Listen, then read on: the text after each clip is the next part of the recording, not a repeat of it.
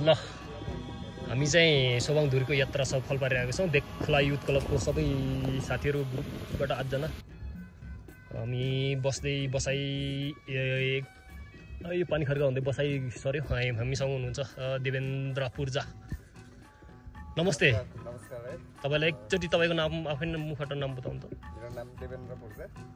अहिले बेखला युथ क्लबको अध्यक्ष अनि सोबाङधुरीको यात्रामा चाहिँ हामी सम्पूर्ण टिमहरू चाहिँ 8 जनाको टिम गएका थियौँ।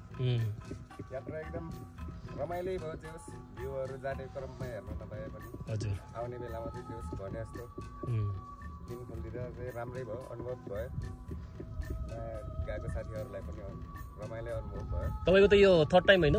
मेरो थर्ड टाइम हो। वाह, पहिलाको दोस्रो चोटिको अनुभव र यसपछिको अनुभवमा अलिकति बताइनु त के डिफरेन्स छ, के भिन्नता आयो? फर्स्ट टाइममा चाहिँ एकदमै दुःख भयो। उहाँ चाहिँ एकदम खसेर असिनाले पानीले एकदम गाह्रो गरिदियो। सेकेन्ड टाइममा एकदम रमाइलो भयो। सोचेको भन्दा पनि रमाइलो, एकदम भ्यूहरू चाहिँ क्लियर रूपमा हेर्न पाइयो। थर्ड टाइममा चाहिँ दिउँसोतिर हेर्न नपाए पनि मर्निङमा चाहिँ 1-2 घन्टा चाहिँ रमाइलो भयो। रमाइलो दिनहरू खोल्यो, रमाइलो भ्यूहरू हेर्न पाइयो।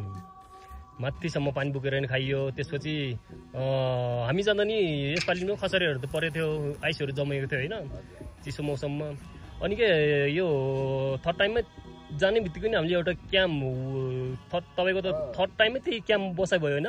थर्ड टाइमसम्म त्यही एउटै ठाउँमा अब बेखुले क्याम्प भनौँ न होइन।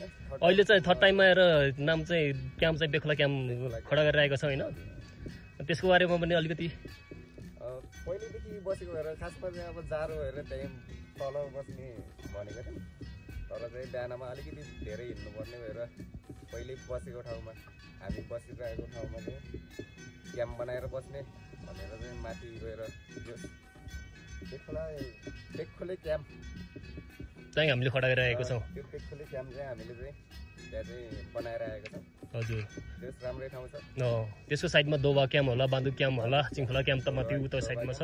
तिनीहरू चाहिँ अलिक तलतिर पर्छ। हामी चाहिँ त्यो टपमै, त्यो क्याम्प चाहिँ बेखुले क्याम्प चाहिँ टपमै बनाएर आयो। त्यो बेखुलाको क्याम्प भन्नाले हामीले बेखुलाको अधिकार जमाउनको लागि होइन कि, त्यो सोबाङधुरीलाई प्रमोसन गर्नको लागि, प्रमोट गर्नको लागि, यो टुरिज्म एरियाको लागि अझै प्रमोट गर्नको लागि नै गरेको छौँ होइन? हजुर। अनि अन्तिममा अरू समग्रमा कस्तो भयो यात्रा? अन्तिममा केही छ भने बताइनु त। अब यात्रा सहज त होइन गरे, अब धेरै हिँड्नुपर्छ। हजुर। त्यो हिँडेको सार चाहिँ माथि धुरीमा पुग्न सक्यो भने चाहिँ हिँडेको सार चाहिँ एकदम हुन्छ, रमाइलो हुन्छ। त्यो दुःख पनि बिर्सिन्छ त्यो ठाउँमा पुगेपछि, रमाइलो हुन्छ। ल, तपाईँलाई पनि यात्रा सफल पारेकोमा धेरै धेरै धन्यवाद।